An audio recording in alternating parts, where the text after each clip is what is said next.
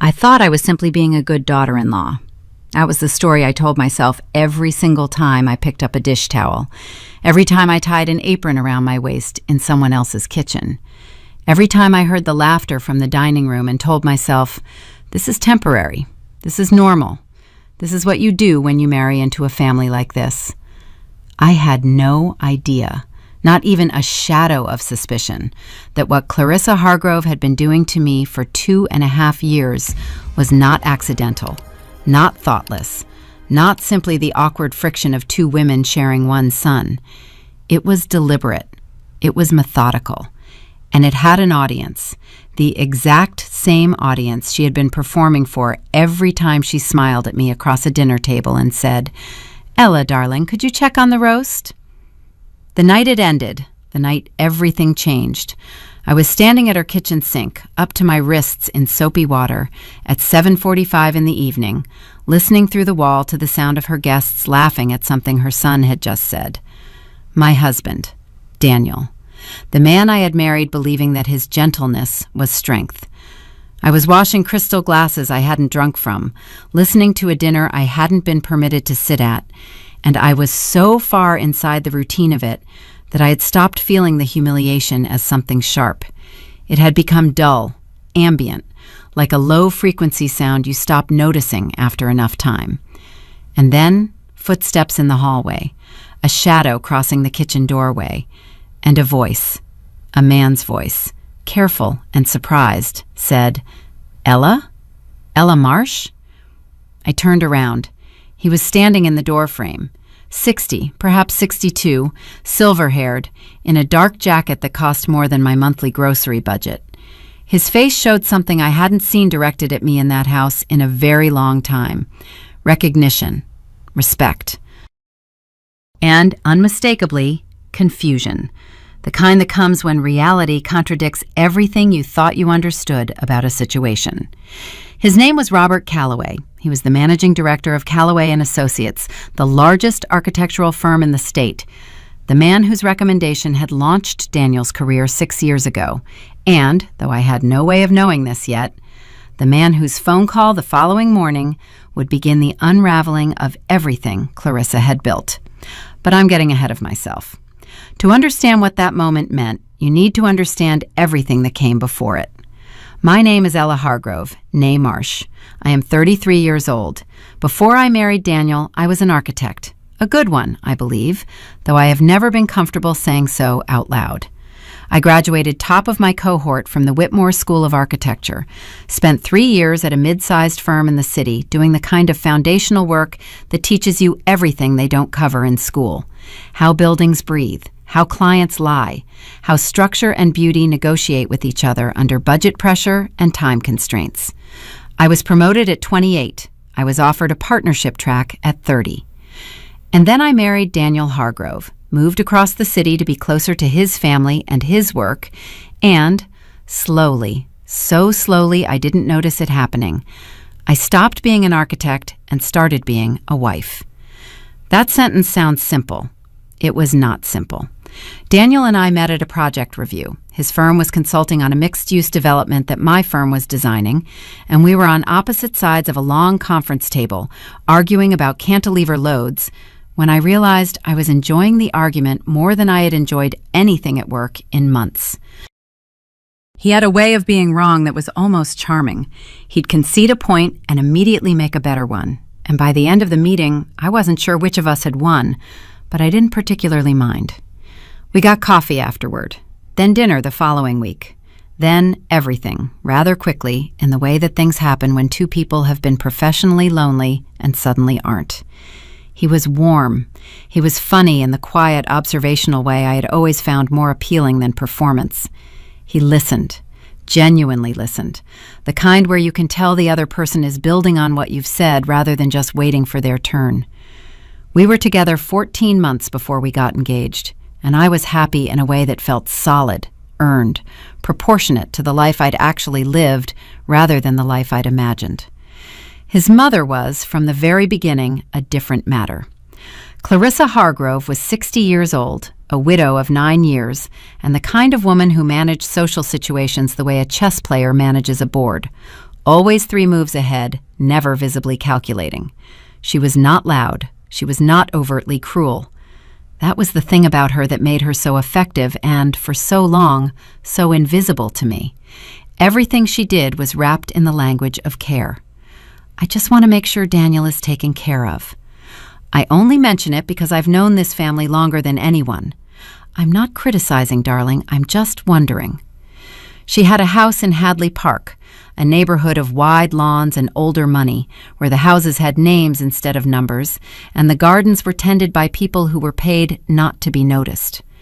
The house was 2 stories, cream-colored brick, with a formal dining room that seated 16 and a kitchen that was larger than my first apartment.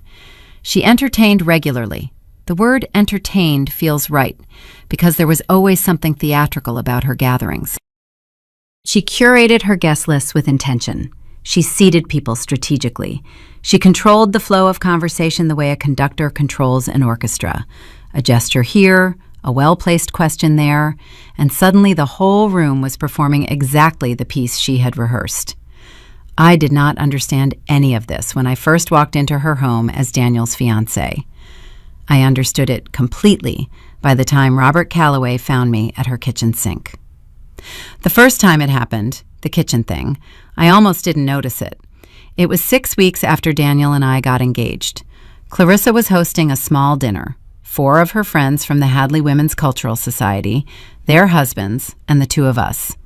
I had dressed carefully. A navy dress I'd bought specifically because Daniel had once said navy suited me, and arrived with a bottle of good wine and the kind of nervous, wanting to be liked energy that I now recognize as the primary vulnerability Clarissa had spent months identifying and preparing to use. We had been at the house maybe 40 minutes. Guests had arrived, introductions had been made, drinks had been poured. I was standing in the living room talking to Margaret Holcomb, one of Clarissa's oldest friends, a retired judge with sharp eyes and a dry wit, when Clarissa appeared at my elbow, touched my arm lightly, and said, "Ella, sweetheart, I hate to pull you away, but would you mind checking on the appetizers? I think the oven might need adjusting." I said, of course. I excused myself from Margaret. I went to the kitchen, checked the oven, which needed no adjusting whatsoever, rearranged a few things on trays, and stood there for a moment, wondering whether I should go back. Clarissa appeared in the doorway, looked at the trays, and said, "Oh, wonderful. Could you just slice the bread as well? The knife is in the second drawer." I sliced the bread.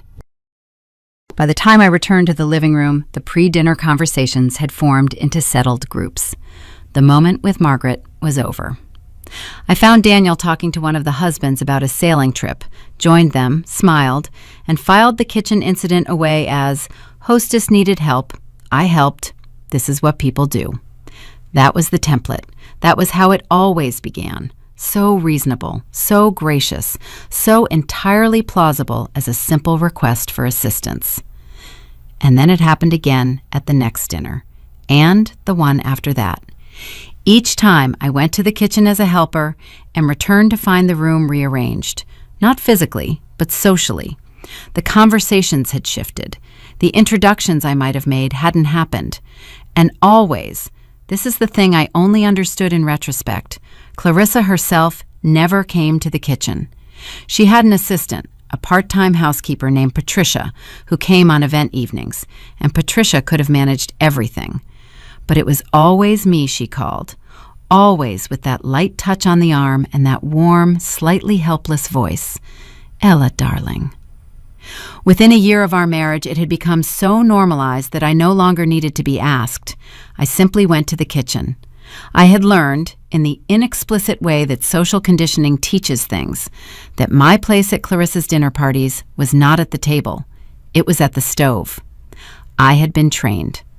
And I had complied so smoothly, so cooperatively, that Daniel hadn't noticed, I hadn't fully noticed, and the guests certainly hadn't noticed, because why would they notice an absence? Only one person in that entire circle had noticed, but he hadn't said anything yet. I should tell you about my work, or rather, about what happened to it.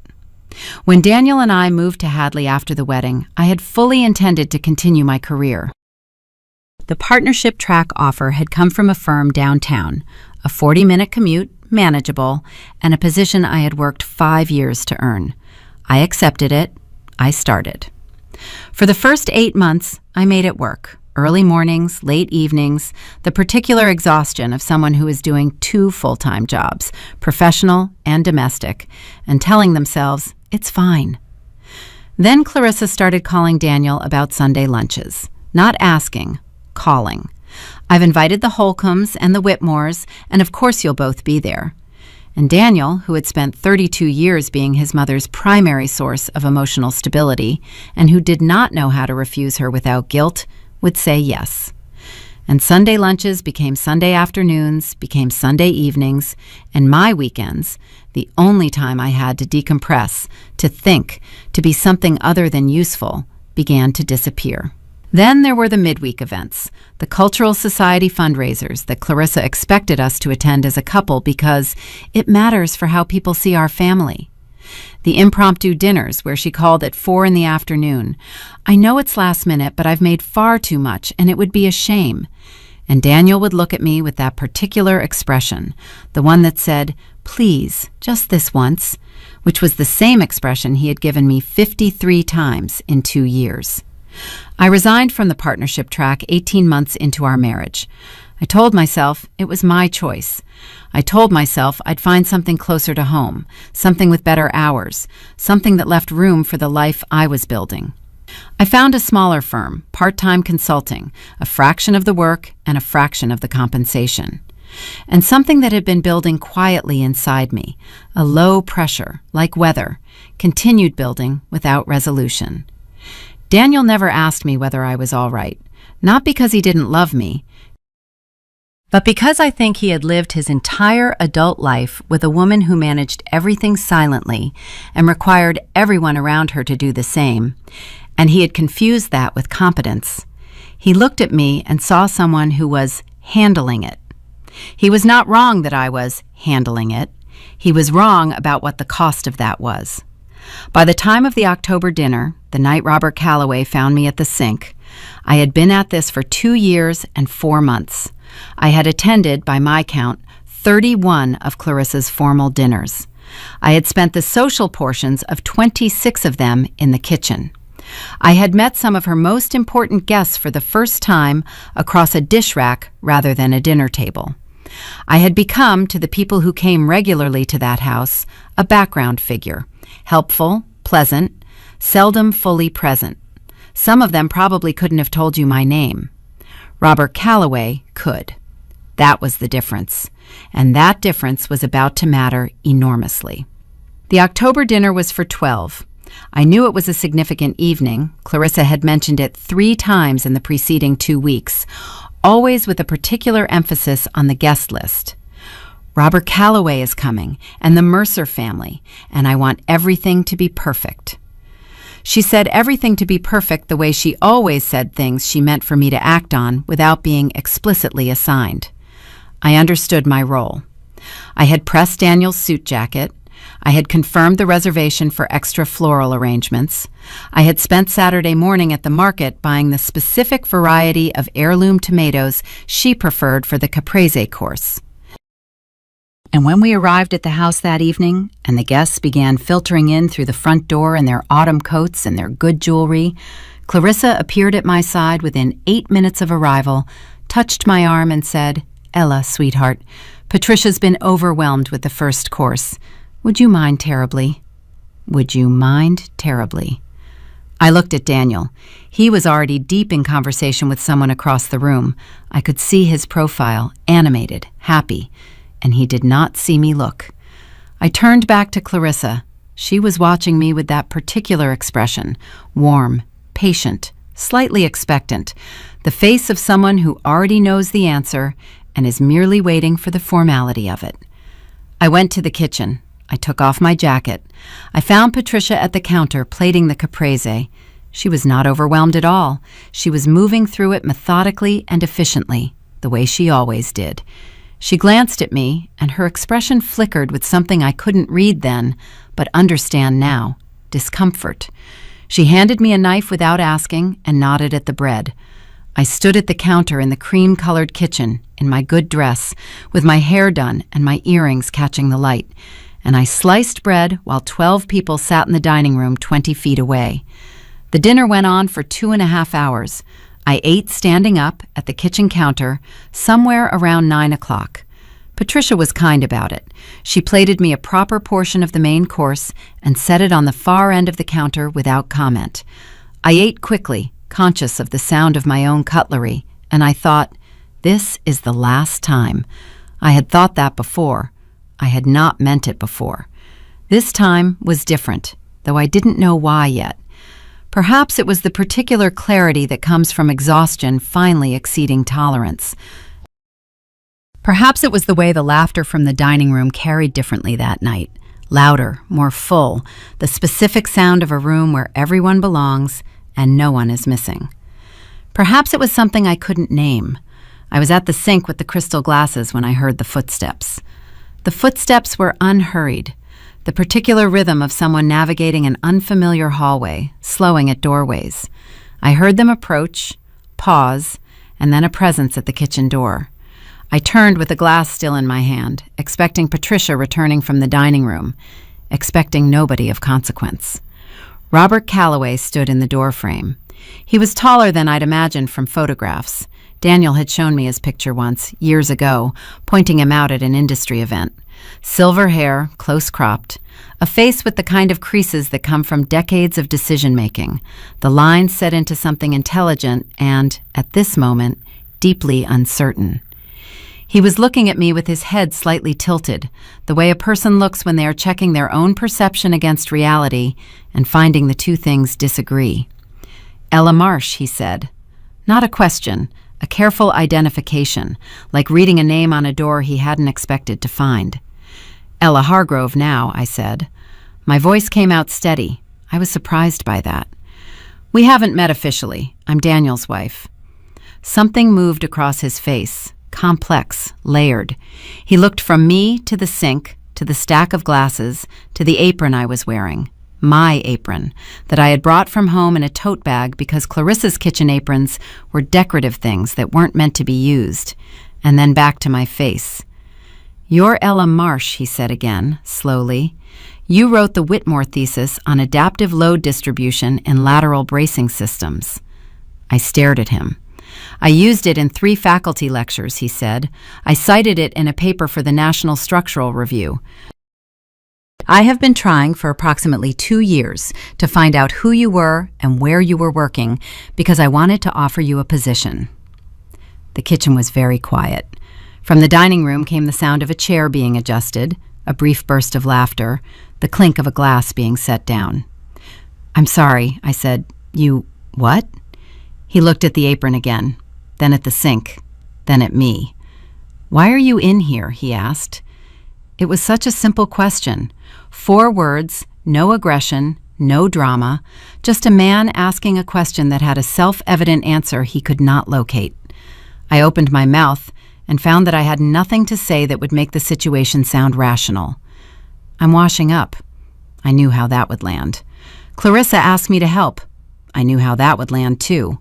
For the first time in 2.5 years, I was standing in this kitchen with someone who knew exactly what my professional credentials were, and the contrast between those credentials and the dish towel in my hand was so stark that I couldn't talk around it. "It's complicated," I said. "I imagine," Robert Calloway said. He looked at me for a moment longer. Then he said, "I need to use the restroom, but I'll want to talk to you before the evening is over." He continued down the hallway. I set the glass down on the counter. My hands were not shaking. They were very still, which was worse somehow, like the stillness before a sound. I stood at the sink for another minute. Then I untied the apron, folded it neatly on the counter, and walked out of the kitchen. I had not sat at Clarissa's dinner table uninvited in 2 years. I had not done many things in 2 years that I was now, walking down that hallway, reconsidering with a speed and clarity that felt almost violent. The dining room was full and bright.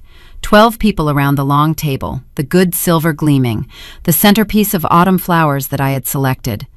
I paused at the doorway. Clarissa was at the head of the table. She saw me immediately. She always did. Her social radar was extraordinary. And her expression did something fast and small, a micro-adjustment, before settling back into its usual composed warmth. Daniel was to her left. He looked up and his face opened into a smile that was entirely genuine and entirely too late. There was no empty chair at the table. Clarissa had set for 12. She had set for 12, knowing that 13 would be at the house. I looked at the table, I looked at Clarissa, and I said pleasantly to the table in general, "I hope you'll all forgive the interruption. I've been in the kitchen, but I think Patricia has everything well in hand now." A woman across the table, one of the Mercer family daughters, I thought, said, "Oh, were you helping with the cooking? How lovely. Clarissa is always talking about how capable you are." Capable. The word sat in my chest like a splinter. "She is," Clarissa said warmly. "Ella is a treasure. She really keeps everything running." And there it was. In 8 words delivered with genuine-sounding affection, I had been positioned. Not as a guest, not as a professional, not as a person in my own right, but as a functional asset, a treasure, something that keeps things running, an object of domestic utility dressed in a good outfit. I looked at Daniel. He was nodding, smiling, apparently entirely unaware that anything had just occurred. The evening continued. I found a chair, I pulled one from the entryway, placed it at the corner of the table between Daniel and a man named Gerald Whitmore, who was kind about it in a way that suggested he found the whole arrangement slightly puzzling. I sat down. I poured myself a glass of wine. I smiled. I participated in the conversation with every professional skill I possessed, because I had, after all, been trained to perform in rooms like this one, and the particular muscle memory of competence does not entirely atrophy, even under sustained disuse. And across the table, Robert Calloway watched me with the careful attention of a man reassembling a picture he had been handed in pieces. After dessert, while people moved to the sitting room for coffee, he found me near the window.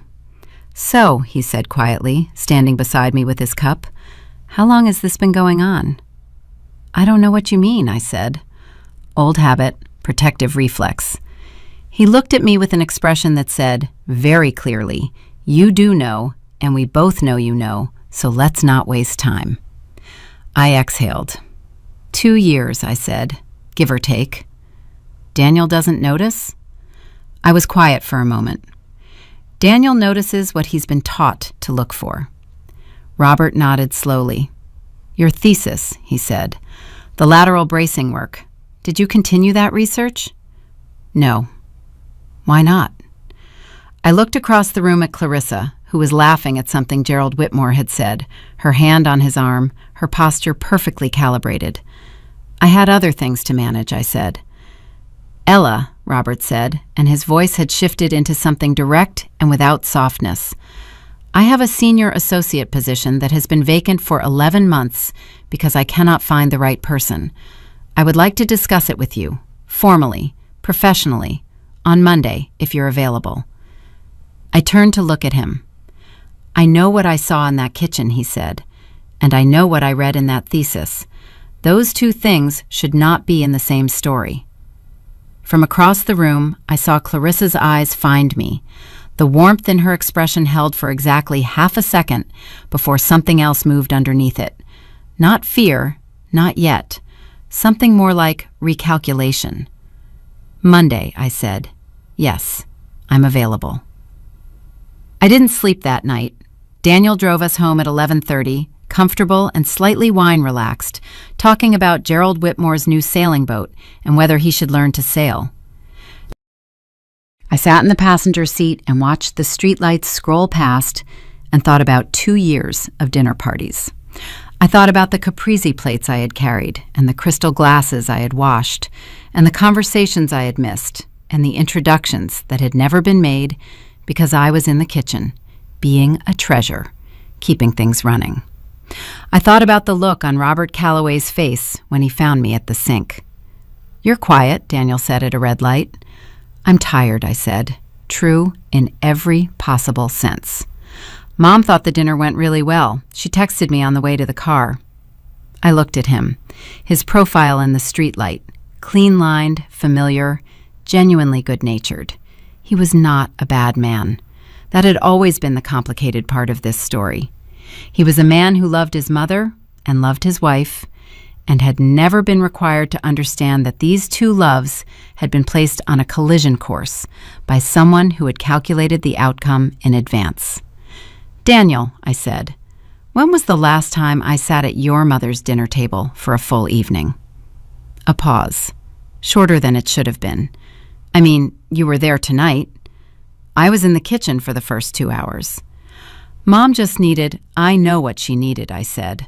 "I'm asking whether you've noticed." The light changed. He drove. In the silence between us, I could feel him doing the thing he did when he was uncomfortable. The slight retreat, the slight internal distancing, the search for a reframing that would make the discomfort smaller.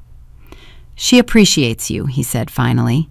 "She was just saying how capable—" "She called me a treasure," I said, in front of Robert Calloway, who, it turns out, has been looking for me for 2 years to offer me a senior associate position.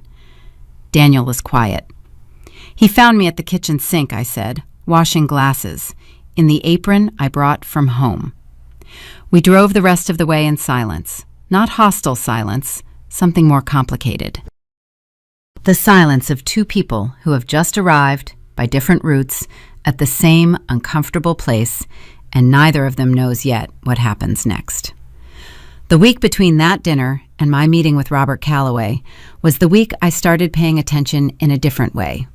I had spent 2 years managing this situation, managing Clarissa, managing Daniel's relationship with Clarissa, managing my own diminishing professional life, with the particular kind of attentiveness that is focused entirely on maintenance.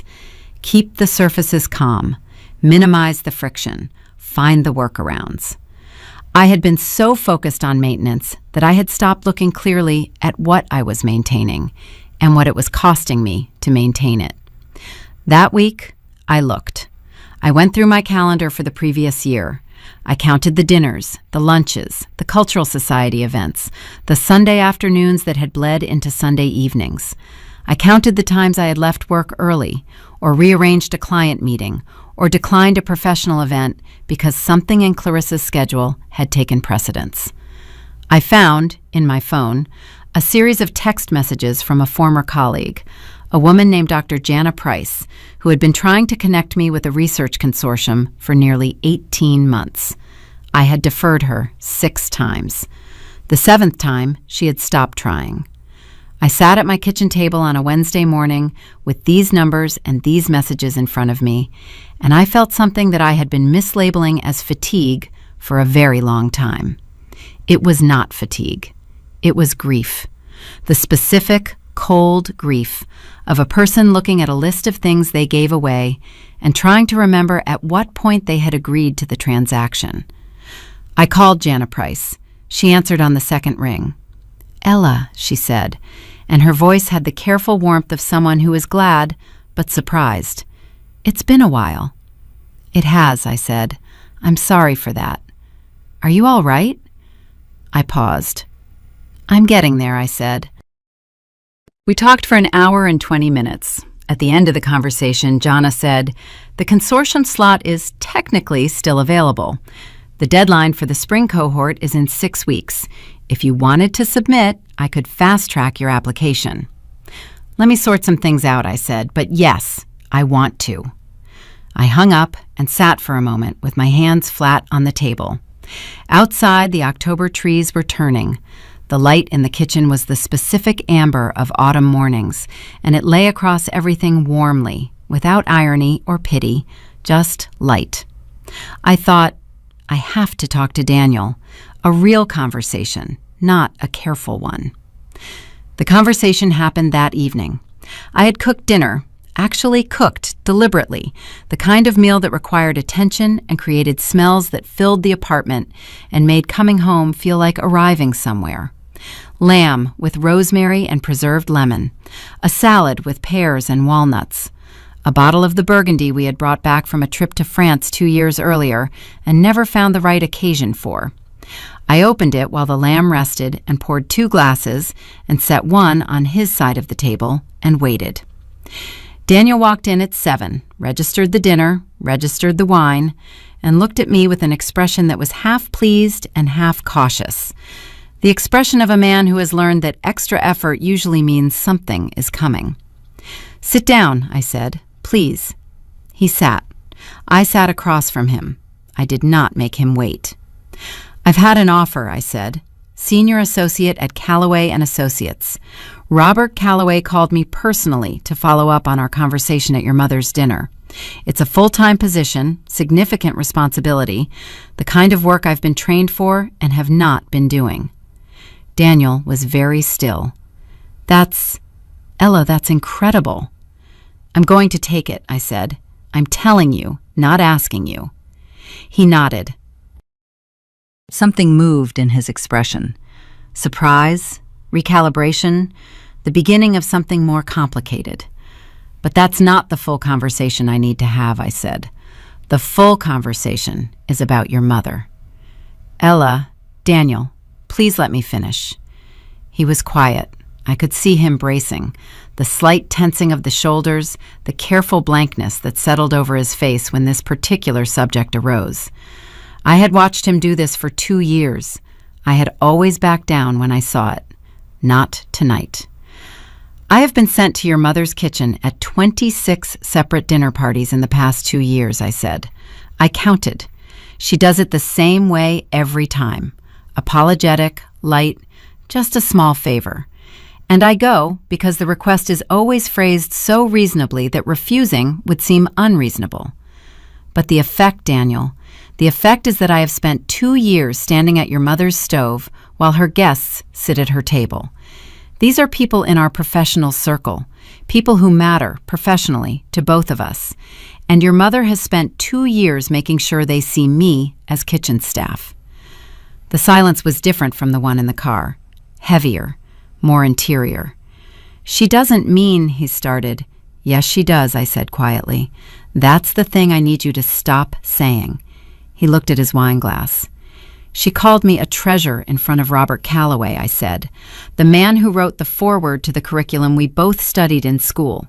She described me as something that keeps things running. And I watched her do it, and I watched her watch his face for the reaction. And Daniel, she knew. She knew exactly who he was and what that framing would do. It was not accidental. None of it has been accidental." A long silence, long enough that I heard the refrigerator hum and a car outside, and the sound of Daniel breathing. "Why didn't you tell me sooner?" he said finally.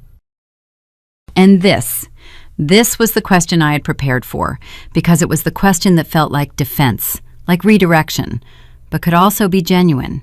I had to be honest. "Because I kept telling myself it was manageable," I said. "Because I did not want to be the wife who causes conflict with her husband's mother.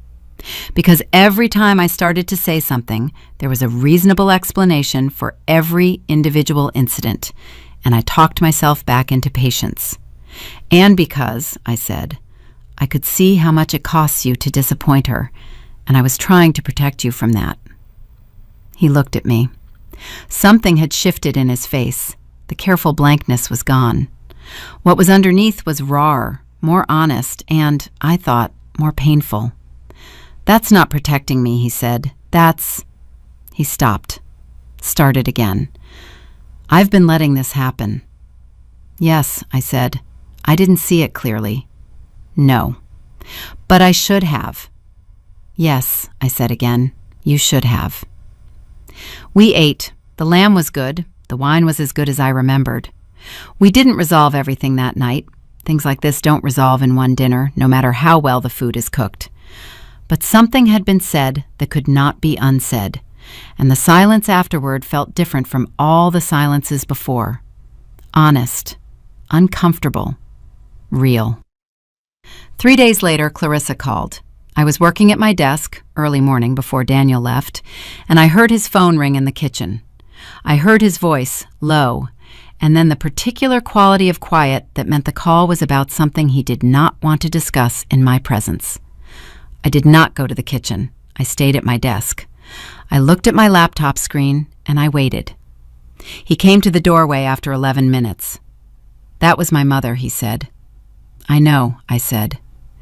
"She heard. Apparently, Robert Calloway said something to Gerald Whitmore, who mentioned it to Margaret Holcomb, who told my mother that he'd found you in the kitchen and was concerned." I turned to look at him. "She's upset," Daniel said. "About what specifically?" He was choosing his words with visible care. "She feels that, she says you've been misrepresenting how she includes you in her events. She says she's always asked you to help, not excluded you, and that you've never raised any objections, so she didn't—" "Daniel," I said. He stopped. "I'd like to speak to her myself," I said, "not through you, directly." The meeting with Clarissa was 3 days after that. I chose the location, a cafe in the city, not her house. This was not accidental. I was done having conversations in rooms she controlled. She arrived 5 minutes early. Clarissa was always 5 minutes early. It was a dominance tactic she dressed as courtesy. And she was dressed precisely. Camel coat, pearl earrings, the kind of composed elegance that communicates, "I am not rattled by this," while being slightly rattled. She kissed my cheek, ordered Earl Grey, and sat with her hands folded on the table with the patience of someone who has decided to handle a difficult situation graciously. "I'm glad you suggested this," she said. "I've been wanting to clear the air." "Then let's do that," I said. "I hear there's been some confusion about the dinner parties." "There's been no confusion," I said. My voice was level. I had rehearsed this, not the words exactly, but the temperature. I wanted cold, not hot, precision, not anger. "I understand exactly what happened. I'm here to make sure you understand that I understand it." A pause. Something moved in her eyes, careful, recalibrating. "Darling, I've always appreciated how much you help. You sent me to the kitchen," I said, 26 times in 2 years, always within the first 40 minutes of an event, always before significant introductions had been made, always while the room was still forming its social architecture. And when I came back, my place in it had been defined in my absence. That's not asking for help. That's management. Clarissa was quiet. Her tea arrived. She wrapped both hands around the cup. "You've been speaking to Robert," she said. "Not an accusation, a statement of the board's new configuration." "He offered me a position," I said. "Senior associate. I've accepted it." "That's wonderful," she said, and the warmth in her voice was so practiced and immediate that for a split second I almost believed it. Then, "Though of course you'll want to think carefully about the demands. A senior position, the hours. Daniel relies on you to manage so much at home." And there it was, dressed in concern, immediate, reflexive, the first move in a pattern I had seen 50 times and was now watching with clinical clarity rather than reflexive compliance. "Daniel and I have discussed it," I said. "He supports it fully." A flicker, brief. "Of course he does," she said. "He's always supported you. I'm simply thinking about the balance." "Clarissa," I said, "I want to tell you something clearly so there's no room for misunderstanding later. What you did at those dinner parties, deliberately positioning me as domestic help in front of people who are significant to my professional life, is not something I will allow to continue. I am not asking you to change. I am informing you that my behavior is changing. I will no longer leave any room, yours or anyone else's, because you've decided I'd be more useful in the kitchen." She looked at me. The composure was intact, but something underneath it had shifted. The chess player looking at a board where a piece has moved unexpectedly. "You're being dramatic," she said quietly. "No," I said. "I'm being direct. I apologize if the difference is disorienting. Daniel won't." "Daniel and I are in agreement," I said. "He knows what I'm saying to you today." This landed. I watched it land. For the first time in this conversation, in 2.5 years, I watched Clarissa recalibrate with something other than confidence. She picked up her tea, set it down, looked at the window. "I have always wanted what's best for my son," she said. "I know that's true," I said, "and I want you to believe that I also want what's best for him. But I need you to understand that what's best for him includes a wife who is treated like a person. Those two things are not in conflict. You've been treating them as if they are." A silence opened. Long, honest, the kind that can't be filled with social competence. Then Clarissa said, "You've changed." "Yes," I said, "I have." We sat for another 20 minutes. We did not resolve everything. I had not expected to. But when I left the cafe and walked to my car and sat in the driver's seat with my keys in my hand, I felt something I had not felt in 2 years. Spacious, like a window had been opened in a room that had been sealed for a very long time. The conversation with Daniel came in layers. This is the nature of conversations about things that have been suppressed for years. You have the first one, and then 3 days later a second one surfaces from underneath, and then another. We were in the kitchen one evening, a week after the cafe meeting, when he said, "She called me." "About what?" "About the dinner parties." She told me her version, which is that she's always just asked you for help and that you never said anything, so she assumed you didn't mind. A pause. I told her I'd seen the pattern, that I should have said something sooner. I looked at him. "What did she say?" "She cried," Daniel said. He said it without drama, without judgment, just as information, the kind of information he had been conditioned since childhood to respond to in a specific way. She said she sacrificed everything for this family, and this is the gratitude she receives. I was quiet. "I know," he said. "I know that's a deflection. I told her it didn't change what happened." I set down what I was doing. "Daniel." "I should have seen it sooner," he said. "I'm sorry." "That's not, I know sorry doesn't, it matters," I said. "It actually matters. Say it again." He looked at me. "I'm sorry, Ella. I watched her do this, and I didn't understand it, and I didn't protect you, and I should have." This is the thing about apologies. The ones that cost something real are the only ones that change anything. I could hear in his voice that this cost him, that the image of his mother as someone who had acted with calculation was genuinely painful to him, and that he was choosing to hold the pain rather than redirect it. That was new. That was important. "Thank you," I said. We stood in the kitchen, our kitchen, in our apartment, where I was not domestic staff and never had been, and the October light came through the window and lay across the counter, and I thought, this is what it should have felt like all along. My first week at Callaway & Associates began the second Monday of November. The office was on the 14th floor of a building I had walked past hundreds of times without going into. And on that first morning, I arrived 11 minutes early and stood in the lobby and felt the particular quality of nervousness that is not dread, but anticipation, the body's accurate response to something real beginning. Robert Callaway met me personally to walk me to my office. It was a real office with a window. He introduced me to the team, 7 architects, 2 project managers, a brilliant and terrifying woman named Simone, who managed research operations and who looked at my CV and said, "Finally, do you know how long we've been waiting for someone who understands lateral bracing?" The work was hard. The work was exactly hard enough, the kind of difficulty that uses everything you have and leaves you tired in a way that feels like evidence rather than damage. I came home in the evenings genuinely depleted and genuinely satisfied, and I had forgotten, I had actually forgotten that these two things could exist together. Clarissa did not disappear from our lives. I had not expected her to, and I had not wanted that. Not because I had forgiven everything or forgotten anything, but because Daniel loved her, and because I was not interested in a victory that required destruction. What I wanted was proportion. What I wanted was my proper place in my own life. What I got was more complicated and more human, and in the end, more instructive than any clean resolution could have been. The next dinner party, Clarissa hosted one in November, smaller than usual, 8 people. I arrived with Daniel, greeted the guests, and sat down. I did not wait to be asked. I did not watch for Clarissa's approach.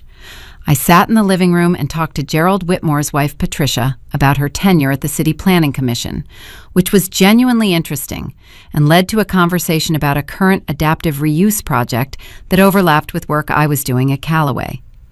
Clarissa appeared at my elbow once within the first 30 minutes, touched my arm, started, "Ella, sweetheart." "Patricia was just telling me about the Riverside conversion," I said pleasantly, without turning. "Have you met Patricia Whitmore? She oversaw the environmental impact review. It's fascinating." Clarissa's hand withdrew. She recovered instantly, because she was exceptional at recovery, and redirected her entrance to Patricia Whitmore as if that had been her intention all along. But the move had not worked. She knew it. I knew it. And from across the room, Daniel, who was watching, met my eyes, and what passed between us was quiet and exact. The look of two people who have finally arrived at an agreement they should have reached years earlier. I sat at the table that evening for the full dinner. I ate the food I had not cooked in the room I had not been excluded from, and I talked about work, real work, current work, projects with scope and budget and structural challenges. And the people at that table listened with the attentiveness that professionals give each other when they recognize competence. Not, "What a treasure," not, "She keeps everything running." Genuine, professional engagement, the kind that had been available to me all along, in every room, had I not been redirected before it could begin. Clarissa sat at the head of her table and watched this with an expression that was, I thought, partly genuinely proud. She did love Daniel, and she did, in some real, if deeply distorted way, include me in that, and partly something else, something harder to name, the look of a person who has run a long con not out of malice exactly, but out of fear, the fear of losing centrality, of being displaced, of the particular loneliness of a widow who had poured everything into a son who had now, irrevocably, built his own life. That fear had made her cruel in a quiet, systematic way, and recognizing the fear did not excuse the cruelty, but it did make it legible. In December, something happened that I had not anticipated. Margaret Holcomb, the retired judge, the woman I had been pulled away from at that very first dinner 3 years earlier, came to find me at a small gathering Clarissa hosted for the Cultural Society winter event. She came to find me specifically, which told me she had intentions. She sat beside me on the window seat in the sitting room and said, "I've wanted to speak with you properly for a very long time." "I know," I said. "I noticed," she said simply. "I noticed from the beginning. I want you to know that." I looked at her. She had a face designed for courts, designed for receiving difficult things without flinching. "I said nothing," she said. "I should have. I want to say that directly. I was complicit in something I recognized, and I told myself it was a family matter that wasn't mine to enter, and that was a comfortable excuse and not a principled one." I was quiet for a moment. "Why are you telling me now?" "Because you fixed it yourself," she said. "You didn't need me to fix it, but you should know that someone saw it. These things, the specific kind of social diminishment your mother-in-law was doing, they are almost always visible to someone. The question is always, who decides to act on what they see?" "Robert acted," I said. "Robert asked a question in a kitchen doorway," she said. "That's not nothing. But it's also not what I should have done 3 years ago." She paused. "I'm sorry, Ella, for what it's worth at this point." It was worth something. I told her so. Robert Callaway, for his part, never made the kitchen incident into a story he told. I know this because I watched carefully over the following months for any sign that it had become professional gossip, the kind of narrative that attaches to a person and precedes them into every room. It never did. He had seen what he'd seen, done what he'd done, and moved on to the substance of the work without extracting any social currency from the observation. That kind of discretion is rarer than competence, and I found myself quietly grateful for it in a way that went beyond the professional opportunity. By February, I was deep in a project that had been waiting at Callaway for 18 months. A rehabilitation center on the east side of the city, community-funded, with a structural brief that was genuinely interesting. An existing industrial building, multiple load-bearing complications, a client whose vision exceeded the building's current capacity in ways that required creative problem-solving rather than expensive replacement. I worked on it with a focus I had not been able to find in years.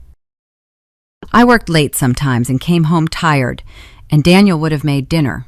He had started cooking more, which was partly practical and partly, I thought, a form of making good. And we would eat together, and I would tell him about the day's problem, and he would listen in the way he had always been capable of listening when he wasn't managing his mother's emotional climate at the same time. We were, I thought, finding the version of our marriage that had been possible all along, but had been crowded out. It required maintenance, the regular, honest kind, not the conflict avoidance kind I had been doing. It required Daniel to continue choosing, daily, the harder thing over the easier one where his mother was concerned. He was not perfect at this.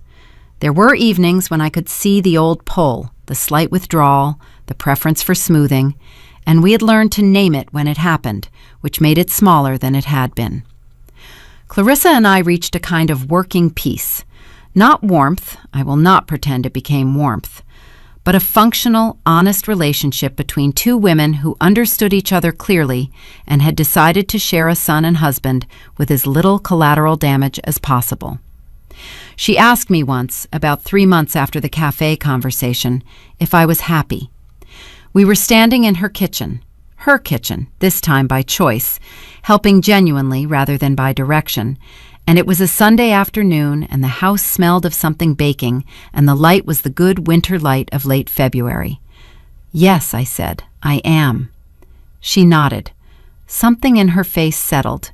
Not quite relief, not quite peace, but something adjacent to both. "Good," she said. And then, "I know She stopped, started again. "I didn't always—" Another stop. "I know," I said. She handed me the salad dressing. I mixed it. We didn't say anything else, and we didn't need to. The rehabilitation center opened in September of the following year. It came in on budget, 3 weeks ahead of schedule, and the structural solution we developed for the load-bearing problem in the East Wing ended up being written up in an architecture journal as an example of adaptive reuse methodology. Robert Callaway sent me the article with a brief email. "Good work. See you Monday." Jana Price's consortium accepted my application. I am presenting my first paper to them in the spring. Daniel and I are expecting our first child in April. We told Clarissa over Sunday lunch in October. She cried, genuinely, without strategy, the cry of a grandmother before she has become one, surprised by her own emotion. She held my hand across the table for a long moment, and I let her, because this was real, and real things deserve to be held. I still think about the kitchen sometimes, not the particular kitchen of that October evening, but the idea of it, the room to which I had been assigned and to which I had reported, faithfully and cooperatively, for 2.5 years.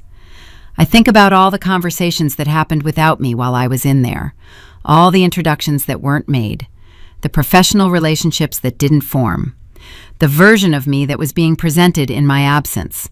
Such a treasure keeps everything running, and how completely that presentation had diverged from the person I actually was. I do not think about it with bitterness, mostly. I have too much actual work to do for sustained bitterness to be practical. But I think about what it took to change it. Not a confrontation exactly, though there were confrontations. Not a revelation exactly, though there was that moment at the sink. What it took was a man asking a simple question from a doorframe. "Why are you in here?" 4 words. The right 4 words, from the right person, at the right moment.